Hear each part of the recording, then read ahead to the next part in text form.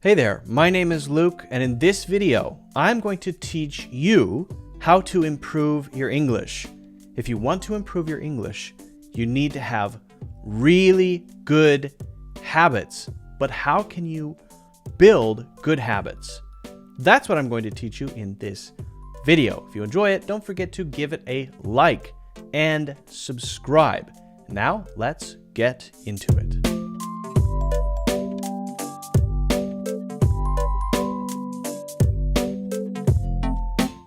So if you're familiar with Notion, I don't need to say much here. I feel like it's become a kind of universal note-taking everything app at this point. A lot of people use it, so I'm not going to introduce Notion. It's a place to do a lot of stuff, including take notes, but organize things. It's very useful.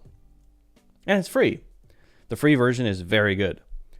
So what we want to do is build up a frequency of activities that we can actually do on an ongoing basis to improve our English. Now, what are those activities? Well, that's tricky because it will depend on where you are right now. The activities that are going to help you improve over time will change as your English gets better over time. Or worse over time. Hopefully that doesn't happen.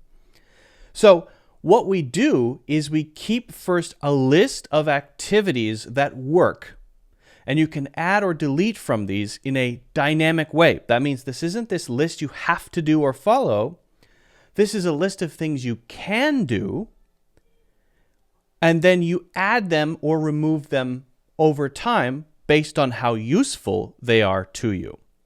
Okay? Then you take those and you add them to a weekly schedule. Let's take this one step at a time here. So we're here in Notion, and these are example activities. This is by no means what you must have in your list.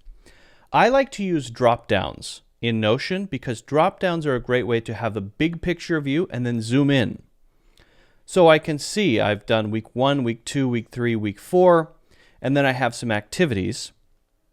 I'm on week 4. I have the latest week at the top, right? The activities, as I said, may change over time, and I may have another list down here for old activities that I don't do anymore, right? So I like to keep it as a drop-down.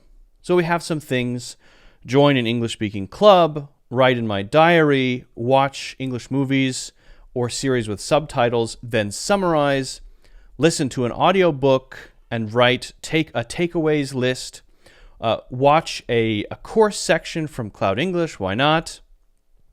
Intensive grammar practice, rewriting existing sentences, master 10 new idioms with flashcards and sentence building. Okay, and the list goes on. There's quite a big list here. Write a blog about something I'm interested in. Watch English educational videos on platforms like TED. Okay, so these are activities that you add to your week. And I encourage you to do this on a weekly basis. It's the best unit. Because if you have a bad week, it's pretty easy to just say, okay, I'll get it next week. If you make it monthly and you have a bad month, then it's very hard to get back on track, right? A week is a good unit for sticking with something, right? So you would add these activities to then your weeks. So, okay, we're on week 4. Now I do a drop down here, and I'm taking the activities from the activities list. So on Monday, and if you're busy this week, then add less, add fewer, right? So Monday, join an English-speaking club or conversation group, and I also want to listen to an audiobook. Okay, but maybe I know that I'm going to have a really big Monday, so actually I'm going to make Monday just this. What I would say here is don't bite off more than you can chew. What that means is, if you can't actually do that on Monday, then don't put it there. It's better to accomplish something small than to say you're going to accomplish something big and not do it. So if you add 5 activities every single day, are you actually going to be able to do that? Most people will not actually be able to do that. And so I would encourage you to actually do what you think you can actually accomplish. Add what you think you can actually do on that day. And don't push yourself. Be very realistic. And be honest, right? If you actually do that, check it off. If not, don't. Sorry, right? So maybe on Thursday, but you have to have at least one thing every day. That's the key. Okay, even if it's very small. Okay. So join a live lesson with a teacher like Luke. Okay, could be someone else, I suppose. If there are any others, I'm not sure. And maybe I will use English language guided meditation. So that's not even really strict practice, right? I'm just exposing myself to English. You want to have a balance of activities. Some things more intense, some things more laid back, some things more relaxed, some things to work on pronunciation, some things to work on listening, some things to learn vocabulary, some things to focus on grammar.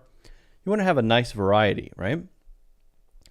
So we'll do 2 of those on Thursday here, and actually I want to go like nope, undo. Okay, I want to do that on Thursday, and then on Friday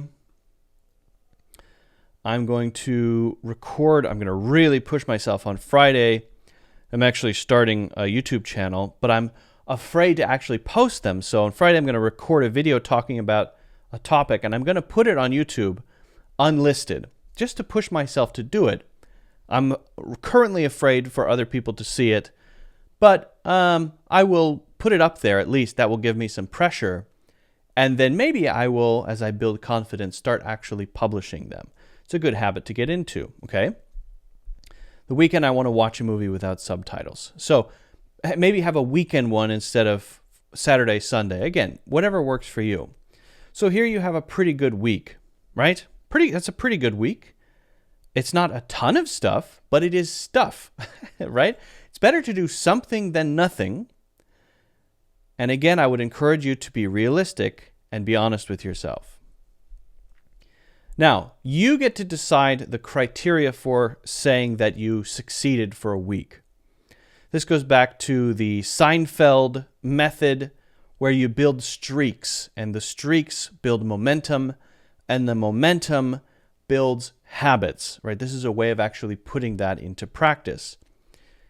He used a big calendar, but I think Notion is probably a little better, to be honest. Okay, so did I do this on Monday? Yes. Did I do this on Tuesday? Yes. Did I do this on Wednesday? Yes. Thursday? Yes. Friday? Yes. Now it's Saturday and I didn't do anything, but I've set this as a weekend. So Sunday, I watch a movie. Yes. Okay. Now, if I did all of this, then maybe I give myself a little reward where I put not that this is a reward, I put a little smiley face on that if I succeeded. And if I didn't succeed, maybe I wasn't able to do, or I didn't do Thursday and Friday, then I do a little cry face, and I don't like to see that, and so I know I failed.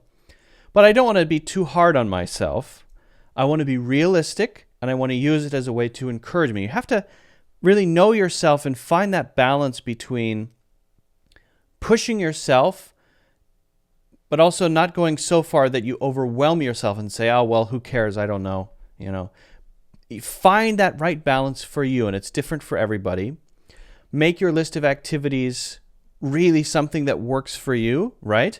Add and remove. Make it a dynamic list that changes over time.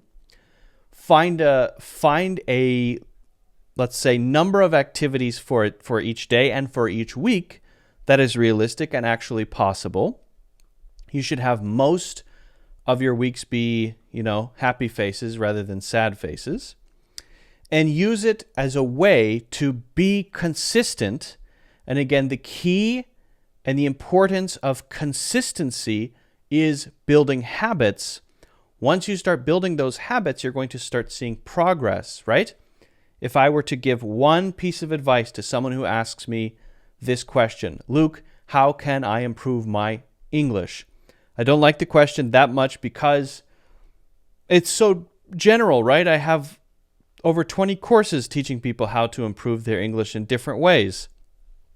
So I don't know, but if I have to say one thing, I'll say be consistent and build habits. If you are consistent and you build habits, you can accomplish a lot of things. Very, very powerful. Okay? Let me know how it goes for you. I would be very curious to see your pages. If you want to make them public, share them with me in the comments. I would love to see them. If you haven't already done so, don't forget to hit the like button and subscribe. And also get a free course, Natural English Conversations, in the links in the description.